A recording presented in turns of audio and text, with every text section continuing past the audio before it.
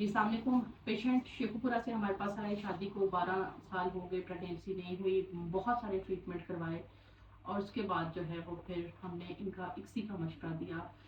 Husband की तरफ भी फैक्टर था, फीमेल को पीसीओएस का मसला था। हमने इनके हस्बैंड के नॉर्मल स्पर्म सेलेक्ट करके इक्सी की एम्ब्रियो बनाए और हमने पेशेंट के एम्ब्रियो ट्रांसफ़र करने के बाद आज 1 मंथ के बाद अल्हम्दुलिल्लाह बच्चे की हार्ट बीट आ गई है। पेशेंट 1 मंथ के बाद जब हमारे पास विजिट करता है तो हम उसकी मेडिसिन के अंदर कुछ इस तरह से चेंजेस करते हैं।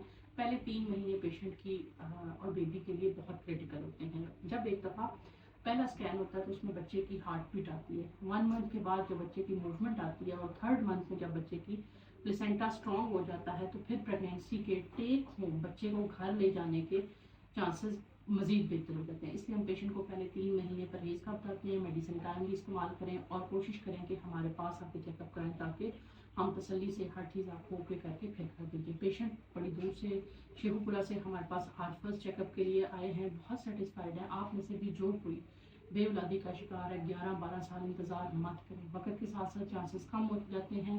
4-5 साल वेट करें, प्रेगनेंसी नहीं होती तो फर्टिलिटी कंसल्टेंट जो प्लान देता है उसके ऊपर आप फॉलो अप करें ताकि आप भी बेवलाद ना रहें।